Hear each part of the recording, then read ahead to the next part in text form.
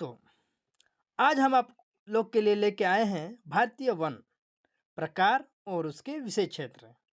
इसमें हम आपको पढ़ाएंगे सदाबहार वन, पर्णपाती वन, मरुस्थलीय वन, प्र, पर्वतीय वन और लास्ट में पढ़ाएंगे ज्वारीय वन, जो कि वीडियो बहुत ही इंटरेस्टिंग बनने वाला है।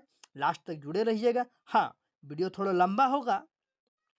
मित्रों, मैं आपसे एक और बात पूछना चाह रहा हूँ, बोलना चाह रहा हूँ कि अगर वीडियो आपको कहीं भी समझ ना आए, किसी भी शब्द में अगर आपको दिक्कत हो तो हमें कमेंट करिएगा, पूछिएगा, क्वेश्चन कर सकते हैं, हम बता देंगे।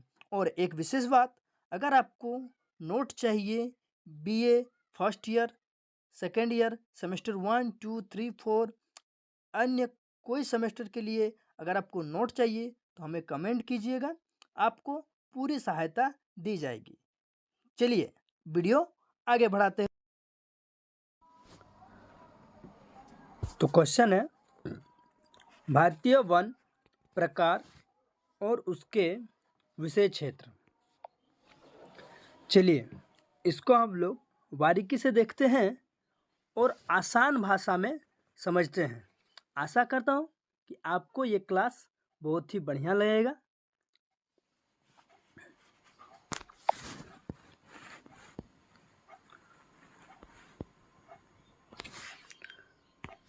भारतीय वन, चलिए इसकी परिचय बताते हुए वीडियो को आगे बढ़ाते हैं।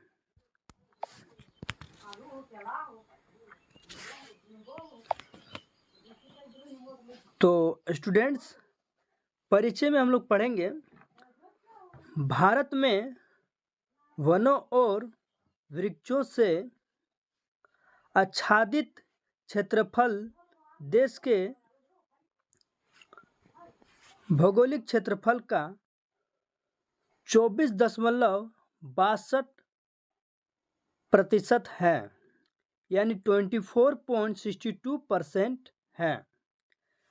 अब इसमें समझते हैं भारतीय वन और वृक्षों से आच्छादित क्षेत्रफल माने भरा हुआ क्षेत्रफल देश के भौगोलिक क्षेत्रफल का 24.62% है। आगे है वन आवरण के मामले में मध्य प्रदेश पहले नंबर पर है। वन आवरण के मामले में मिजोरम, अरुणाचल प्रदेश, मेघालय, मणिपुर और नागालैंड जैसे राज्य पहले नंबर पर है। नागालैंड जैसे राज्य पहले नंबर पर है। अब है भारत में वनस्पति की 12% प्रजातियां और जानवरों की 7% प्रजातियां पाई जाती है। बहुत ही इम्पोर्टेंट पॉइंट है स्टूडेंट्स, इसको ध्यान से देखना है, समझना है। भारत में वनस्पति की 12% प्रजातियां और जानवरों की 7% प्रजातियां पाई जाती है। भारत में पक्षियों की लगभग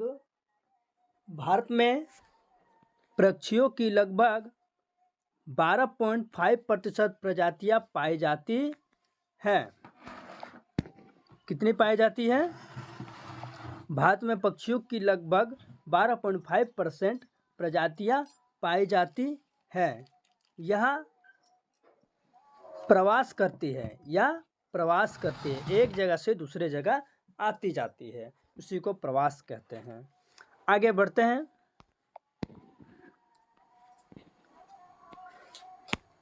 पश्चिम घाटी और पूर्व उत्तर के हिमालय क्षेत्र में जैव विविधता बहुत ज़्यादा है। पश्चिम घाट और पूर्व उत्तर के हिमालय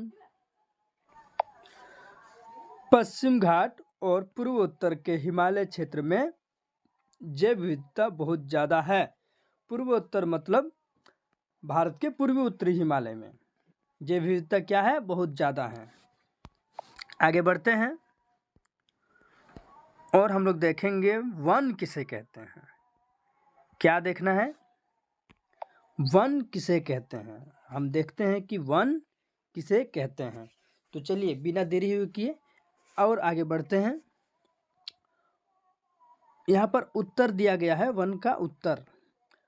वे भूक्षेत्र जहाँ वृक्षों का घनत्व सामान्य से अधिक होता है, सामान्य से अधिक हो, उसे वन कहते हैं।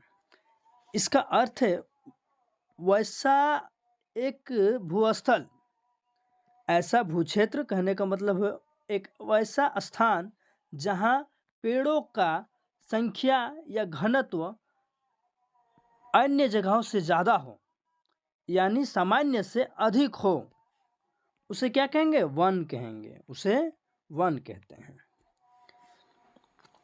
अब आगे बढ़ते हैं और दूसरे शब्दों में है। तो दूसरे शब्दों में क्या कहा गया है? दूसरे शब्दों में कहा जाए तो वह वृक्ष जो लंबे समय तक बिना किसी बाहरी हस्तक्षेप के उगते हैं, अर्थात प्राकृतिक रूप से। कहने का मतलब है बिना किसी बाहरी, यानी उसे ना पेड़ लगाया जाए ना उसमें पानी दिया जाए किसी मनुष्य द्वारा, जो खुद स्वयं ही उगते हैं यानी बढ़ते हैं, उसे प्राकृतिक रूप से, अर्थात प्राकृतिक रूप से जो उगते हैं उसे ही हम वन कह सकते हैं। अब आगे बढ़ते हैं और समझते हैं।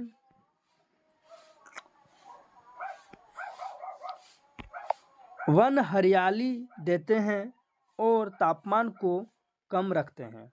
वन होते हैं जो वो हरियाली देते हैं और तापमान को भी कम रखते हैं। हम लोग देखते हैं कहीं ऐसे वन होंगे आपके आसपास में भी जो पूरा हरा भरा दिखता होगा और वहाँ के तापमान अधिक से अधिक कम होगा, सामान्य से भी कम रहती है या फिर सामान्य रहती है। अब है वन वर्षा को भी बढ़ावा देता है, जो जलस्तर और ठंडी जलवायु को बनाए रखने में मदद करता है। ये बात सही है, वन जो होते हैं वर्षा को भी बढ़ावा देते हैं। अगर पेड़ पौधे आपके आसपास में है तो वर्षा अधिक होगी, जो जलस्तर और ठंडी जलवायु को बनाए रखने में मदद करता है।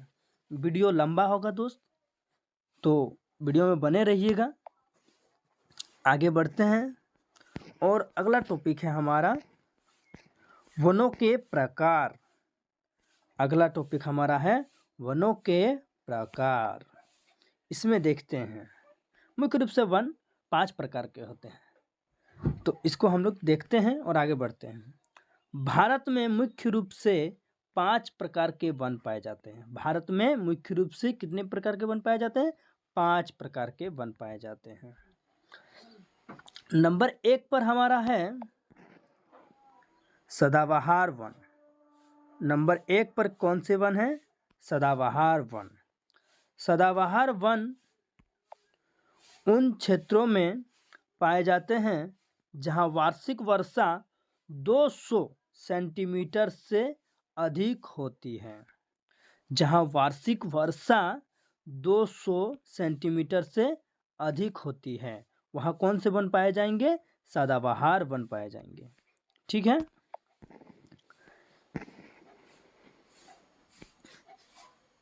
सदाबहार वन के क्षेत्र, सदाबहार वन के क्षेत्र कौन कौन से क्षेत्र में सदाबहार वन निश्चित रूप से पाए जाते हैं? चलिए देखते हैं। पश्चिमी घाट अरुणाचल प्रदेश को छोड़कर शिलांग पठार और आसपास के क्षेत्र, जैसे कि अंडमान निकोबार का 95%, अंडमान निकोबार का 95% भाग सदाबहार वन से ढका है। फिर से एक बार देखते हैं क्या कह रहा है कि पश्चिम घाट अरुणाचल प्रदेश को छोड़कर, पश्चिम घाट अरुणाचल प्रदेश को छोड़कर शिलांग पठार और आसपास के क्षेत्र अंडमान निकोबार का 95% भाग सदाबहार वन से ढका है। कौन से वन से ढका हुआ है? सदाबहार वन से ढका हुआ है। अंडमान निकोबार को सदाबहार वन का घर कहा जाता है। अंडमान निकोबार को सदाबहार वन का घर कहा जाता है। अब सदाबहार वन की विशेषता, सदाबहार वन की विशेषता चलिए देखते हैं। 1 नंबर, वर्षा भर हरे भरे होते हैं। ये वर्ष भर क्या होते हैं? हरे भरे होते हैं वर्षा के कारण। वर्षा भर हरे भरे होते हैं। और क्या है?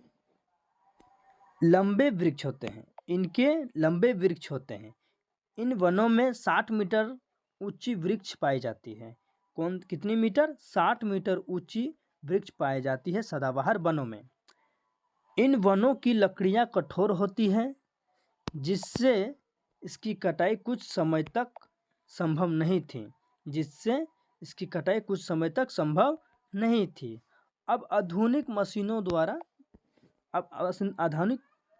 द्वारा इसकी कटाई आसान हो गई है। इसकी कटाई क्या हो गई है? आसान हो गई है। अब है दोस्त, वर्ष भर हरे भरे होने के कारण इसे सदाबहार वन कहते हैं। कौन से वन कहते हैं? सदाबहार वन कहते हैं। सदाबहार वन की मुख्य वृक्ष, सदाबहार वन की मुख्य वृक्ष तो कौन कौन से हैं इसके मुख्य वृक्ष? देखते हैं। मोहगनी, रोजवुड, बांस, रबड़, सिनकोना आदि।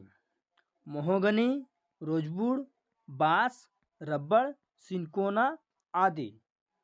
रबर और अधिकतर अंडमान निकोबार द्वीप समूह में पाए जाते हैं। रबर और सिनकोना जो है वृक्ष अधिकतर कहाँ पाए जाते हैं? अंडमान निकोबार द्वीप समूह में पाए जाते हैं। अंडमान निकोबार के द्वीप समूह में पाए जाते हैं। अब है पर्णपाती वन, वनों के दूसरा भाग। पर्णपाती वन को कई नामों से जाना जाता है, जैसे कि पर्णपाती वन, पतझड़ वन और मानसून वन। पर्णपाती वन को 3 तरह के नाम होते हैं: पर्णपाती वन, पतझड़ वन, मानसून वन। तो इन्हें आगे बढ़ते हुए पढ़ेंगे। पर्णपाती वन देश के भीतरी भागों में पाए जाते हैं। पर्णपाती वन जो है देश के भीतरी भागों में पाए जाते हैं, जहां मानसून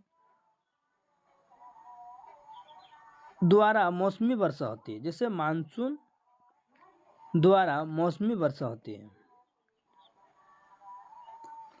पर्णपाती वन, यहाँ थोड़ा सा राइटिंग गलत लिखा हुआ है दोस्त, तो इसको ध्यान में रखते हुए चलेंगे, इसको नहीं उतारना है। जहाँ मानसून द्वारा मौसमी वर्षा होती है। पर्णपाती वन में वर्षा 100 से 200 सेंटीमीटर के बीच होती है। वर्षा जो होती है 100 से 200 सेंटीमीटर के बीच होती है। कौन से वन में? पर्णपाती वन या फिर मानसून वन। कौन से वन? पर्णपाती वन, पतझड़ वन या फिर मानसून वन में। ठीक है। वर्षा जो होती है, वार्षिक वर्षा, वो 100 से 200 सेंटीमीटर के बीच होती है। अब है पर्णपाती वन 2 प्रकार के होते हैं। पर्णपाती वन कितने प्रकार के होते हैं? 2 प्रकार के होते हैं। एक होता है शुष्क पर्णपाती वन और दूसरा होता है आर्द्र पर्णपाती वन। आर्द्र पर्णपाती वन, जिसमें से शुष्क वन किसे कहते हैं? तो शुष्क पर्णपाती वन जिन क्षेत्रों पर 70 से 150 सेंटीमीटर तक वर्षा होती है, शुष्क पर्णपाती वन कहते हैं। यानी वैसा वन जहां वार्षिक वर्षा 70 से 150 सेंटीमीटर के बीच होती है, उसे शुष्क पर्णपाती वन कहते हैं। अब है आर्द्र पर्णपाती वन। तो आर्द्र पर्णपाती वन उसे कहेंगे जिन क्षेत्र में वार्षिक वर्षा जो होती है 150 से 200 सेंटीमीटर तक होती है। 150 से 200 सेंटीमीटर तक होती है। अब है पर्णपाती वन के क्षेत्र। क्या है? पर्णपाती वन के क्षेत्र। पश्चिमी घाट के पूर्वी ढाल, हिमालय का तराई भाग, उत्तर भारत का मैदान, उत्तर प्रदेश और बिहार, प्रायद्वीप का उत्तरी पूर्वी पठारी में, मध्य प्रदेश और तमिलनाडु अब है पर्णपाती वन की विशेषता। अब है पर्णपाती वन की विशेषता। तो पर्णपाती वनों के वृक्ष ग्रीष्म ऋतु के आगमन के पहले अपनी पत्तियां गिरा देते हैं। यहाँ समझिएगा, पर्णपाती वन जो होते हैं उनके वृक्ष जो ग्रीष्म ऋतु के आगमन, ग्रीष्म ऋतु के आने से पहले अपनी पत्तियां गिरा देते हैं, यानी पेड़ों से पत्तियां झड़ जाती है, इसलिए इन्हें पतझड़ वन भी कहते हैं। इसलिए इसे पतझड़ वन भी कहते हैं। भारत के अधिकतम क्षेत्र में पर्णपाती वन पाए जाते हैं। भारत के अधिकतर क्षेत्र में पर्णपाती वन पाए जाते हैं। पर्णपाती वनों की लकड़ियां मुलायम होती है।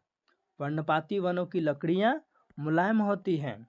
इन वनों की लकड़ियां फर्नीचर व रेल स्लीपर बनाने में उपयोग किया जाता है। फर्नीचर और रेल स्लीप बनाने में उपयोग किया जाता है। वीडियो लंबा हो रहा है, आशा करेंगे कि वीडियो में बने रहिए और पूरी तरह से समझिए। आपको एक ही वीडियो में सारे मिल जाएंगे। नोट्स के लिए कमेंट कीजिए, आपको नोट्स भी प्रोवाइड किया जाएगा। पर्णपाती वन के वृक्ष, चलिए आगे बढ़ते हुए देखते हैं कि पर्णपाती वन के वृक्ष कौन कौन से होते हैं। तो शीशम, साल, साबुन, आम, आंवला आदि। शीशम, साल, साबुन, आम, आंवला आदि। ये सागुन होगा, साबुन लिखाया है, मिस्टेक है टाइपिंग में। चलिए फ्रेंड्स, थोड़ा और आगे बढ़ते हैं। अब है मरुस्थलीय वन। मरुस्थलीय वन से ही आपको ज्ञात होगा राजस्थान। तो चलिए इसको इसी तरह से याद रखना है। मरुस्थलीय वन को राजस्थान से ही जोड़ के याद रखना है। इसमें हम लोग देखते हैं मरुस्थल वन उन क्षेत्रों में पाया जाता है जहाँ वार्षिक वर्षा 50 सेंटीमीटर से अधिक होती है, 50 सेंटीमीटर से कम होती है, यानी बहुत ही कम मात्रा में जहाँ वर्षा होती है। मरुस्थल वन के क्षेत्र आइए देखते हैं और समझते हैं। पश्चिमी भारत में पंजाब, राजस्थान, उत्तर प्रदेश एवं गुजरात। पश्चिम भारत में पंजाब, राजस्थान, उत्तर प्रदेश एवं गुजरात। दक्षिण भारत के प्रायद्वीप पठार के कुछ भाग में महाराष्ट्र, कर्नाटक, आंध्र प्रदेश और तेलंगाना। महाराष्ट्र, कर्नाटक, आंध्र प्रदेश और तेलंगाना। चलिए अब है हमारा मरुस्थलीय वन की विशेषताएं। मरुस्थलीय वन की विशेषताएं। इन वृक्षों की जड़ें काफ़ी लंबी होती हैं क्योंकि इनकी जड़ें पानी की तलाश में दूर तक फैलती ही जाती है। क्यों जड़ें लंबी होती है? क्योंकि पानी की तलाश में दूर तक फैलती ही जाती है। यहाँ वर्षा कम होता है जिससे वृक्ष कटीले होते हैं। वर्षा कम होने के कारण क्या होते हैं? वृक्ष कटीले होते हैं। कांटेदार होने के कारण वाष्पीकरण कम होता है। इनमें वाष्पीकरण कम होता है। ये भी टाइपिंग गलत है। वाष्पीकरण कम होता है। मरुस्थलीय वन को कटीले वन भी कहते हैं। मरुस्थलीय वन को कटीले वन भी कहते हैं। अब मरुस्थलीय वन के वृक्ष, कौन कौन से वृक्ष पाए जाते हैं मरुस्थल वन में? तो पाए जाते हैं बबूल, खजूर, नागफनी, खेजड़ा, खेर, कटकेस आदि। बबूल, खेर, खजूर, नागफनी, खेजड़ा, खेर, कटकेस आदि। पर्वतीय वन। और 2 ही वन है पर्वतीय वन। तो पर्वतीय वन के हम देखेंगे ध्यान से। पर्वतीय वन के वृक्ष शंकुधारी होती है। पर्वतीय वन की वृक्ष क्या होती है? शंकुधारी होती है, जिससे इन्हें शंकुधारी वन भी कहते हैं। जिससे इसे शंकुधारी वन भी कहते हैं।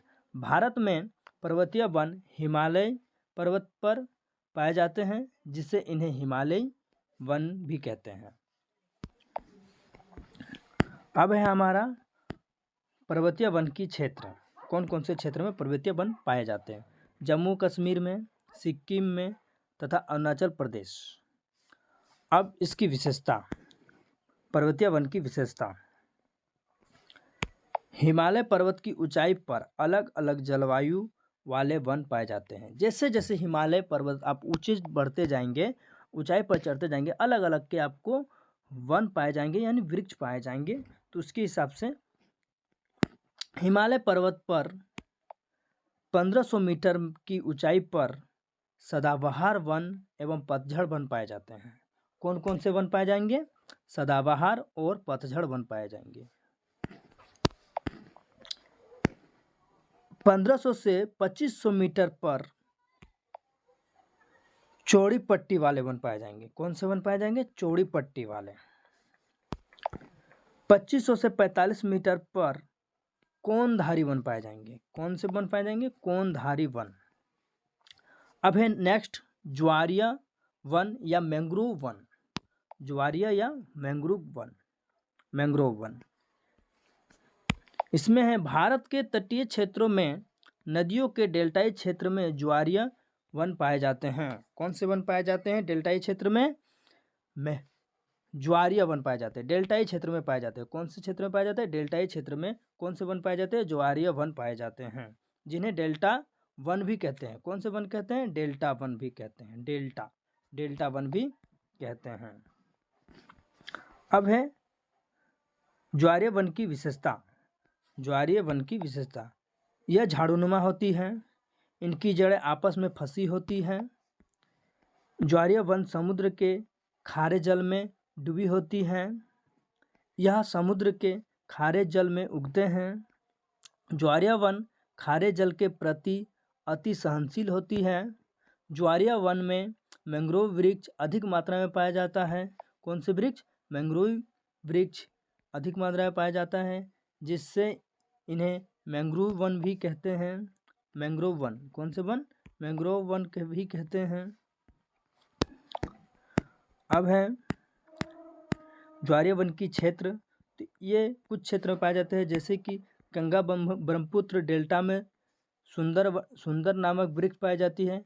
गंगा ब्रह्मपुत्र डेल्टा में सुंदर नामक वृक्ष पाई जाती है, जिससे इन्हें सुंदरवन डेल्टा भी कहते हैं। जिससे इन्हें क्या कहते हैं? सुंदरवन डेल्टा भी कहते हैं। सुंदरवन का कुछ भाग पश्चिम बंगाल के हुगली तट पर पाए जाते हैं। पश्चिम बंगाल के हुगली तट पर पाए जाते हैं। महानदी डेल्टा उड़ीसा में भी पाए जाते हैं। महानदी डेल्टा उड़ीसा में भी पाए जाते हैं। गोदावरी कृष्णा डेल्टा आंध्र प्रदेश में, कावेरी डेल्टा आदि में पाए जाते हैं।